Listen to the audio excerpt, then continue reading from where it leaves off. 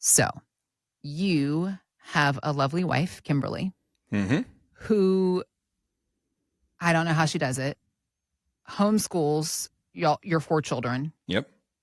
I don't know how she keeps sanity. Shout out. I mean, I don't shout out to any teacher, but if you were double downing on momming and teaching in the same house every single day, Never extra shout clocking out out. to you. Never Yeah. clocking out. Every day, every hour is for somebody else. Yep. So this next story, I'm sure you can relate to, Mike, on many levels, about who truly manages the house and the family. And more than just you, Mike Douglas, can probably relate to comedian Gabriel Rutledge. I don't really know what I'm doing with my children or my wife. That's why I am the assistant manager of my family. My wife is the manager. We work as a team. That's what the assistant manager does. Sometimes I have to be like, look, kids, it doesn't really bother me either if you don't replace the toilet paper roll. But this is coming from corporate. My hands are tied, honestly. I agree with you. We should pile a bunch of them on the back of the toilet. I suggested that at the meeting. That was shot down. Manage a meeting. I tried. I suggested it. That's so true. Uh-huh. And the kids totally know, like, all right, well, if I want this, I'm going to ask Dad. If I want this, I'm going to ask Mom. They play that game? Oh, 100%. Oh, because no. I've just, because I'm gone all the time. And so I Yeah. come home and I'm like, yeah, let's have some fun. And Kimberly's like, I've been building this thing all day. And you walk in and burn it down in 30 minutes, And so it's just like she's like 30 minutes, 30 seconds, I'm sure sometimes. Well, it's just like, she's like trying to make sure the kids eat healthy and do all these things. I'm like, who wants to go get Slurpees? And they're like, oh. I'm like, I thought I was doing you a favor by taking the kids out of the house. Yeah. Oh, yeah. It's like I walk home and just it all breaks loose. But it's very true. And she's probably like, you know what? Just take them. If you get them out of this house and it gives me 30 minutes by myself where nobody's talking to me or touching me or asking me questions, go ahead. Sugar them up. It ain't bad. All right. Well, let's think about future Kimberly and Mike Douglas and thinking about financial planning. The benefit of y'all's marriage is that you are a certified financial planner. So she's got that on her side. And hopefully, I'm sure you're giving her education along the way. But for a lot of couples, there usually is one or the other, one spouse or the other manages the finances. And I feel for the boomers and for a lot of couples, there is the husband manages the finances. But ladies, we're the ones that are going to be living longer. And so you're standing there without a clue if you're, God forbid, when your husband passes away. And we need to be doing better, Mike. So that's what I want to talk to you about, educating and working with couples, and in particular, what women need to be thinking about for their financial future for this phase of life. Yeah, there's a lot that goes into it. And over the years, we've kind of seen all the different dynamics you can possibly have. Mm-hmm. Husband works and wife doesn't work and doesn't know anything about the finances. She just does the kids. And then maybe the husband works and then that person raises kids, also runs the budget. Then the kids move out. She gets a part-time job. We've also seen where they both work and pool their money, or where they both work and keep it all separate.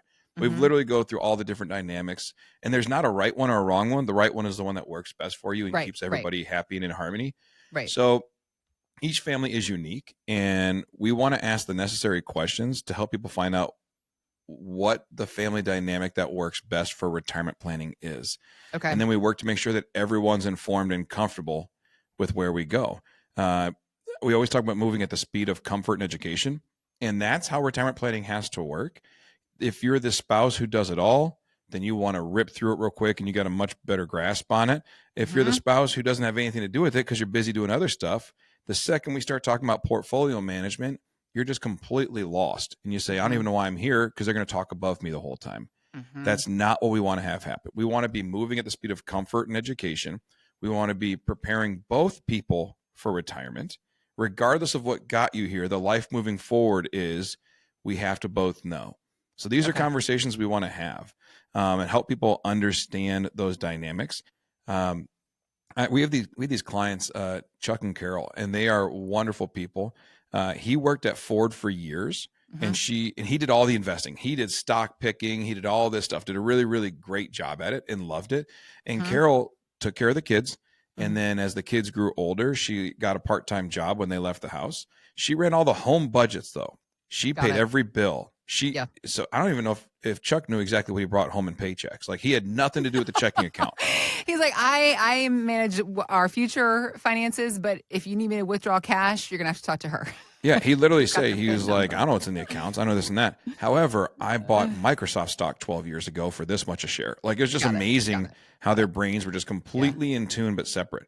Yeah. And walking through with them, he was quite a bit older. He was about 8 years older. Okay. And I'm sorry, no, he was about 12 years older. And we Okay. realized that there was going to be a major issue down the road that she didn't understand anything about the retirement plan. Yeah. While they were working, no big deal so much. But that's what their biggest fear, his biggest fear actually, more than hers.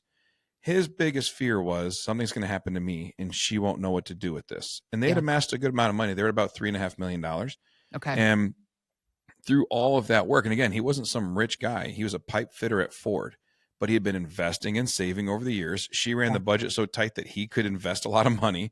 And it was a great teamwork. So as we sat down and built a plan for them, we had to kind of inform them both. He had to be informed what their retirement spending budget was going to look like because he had no clue about it. He didn't. If I said, "Hey, how much income do we need in retirement?" He just kind of look at her and say, "I don't know. What do we spend a month?" And then Carol would jump in and say, $4,500 a month net after taxes, right? Yeah. And then we'd say, "Well, what is your rate of return on your investments?" And she'd look at him and go, "I don't know what he's talking about." So it was very interesting to educate them both on what a full retirement plan looks like. When you build out a life plan for somebody, it's about answering all these questions, understanding where your income comes from and how it's taxed, understanding your investment strategy, how it's managed, understanding risk, making sure it's appropriate for your family at this phase of life, having a tax strategy to minimize the effect of tax in your life, and an estate plan that says all the work we did over the years, I don't want the government ripping 40% out before it gets to my kids. Right. That's a holistic retirement plan. And as we walked through with them, they both got an education on the different areas because it takes both of them. And here's the hard part about it is that him being a little older, as we were going through this planning process, he began to get sick. And it became more important than ever that she gets a grasp on it. So it actually accelerated the education curve for her. Okay. So we put a plan in place and they became clients. And about 6 months later, he died of cancer. Really? And all of a sudden, she was the financial CEO. She was the CFO of the family. She was in charge of it all.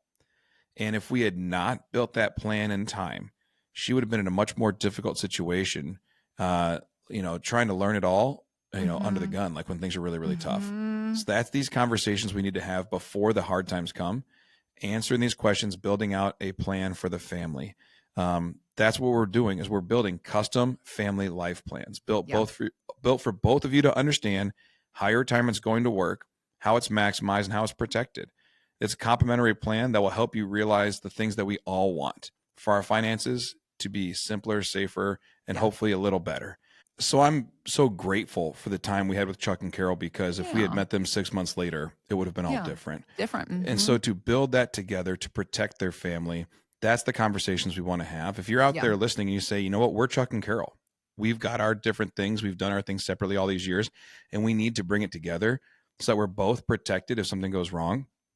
That's what we do. We build these family life plans so that we're all protected.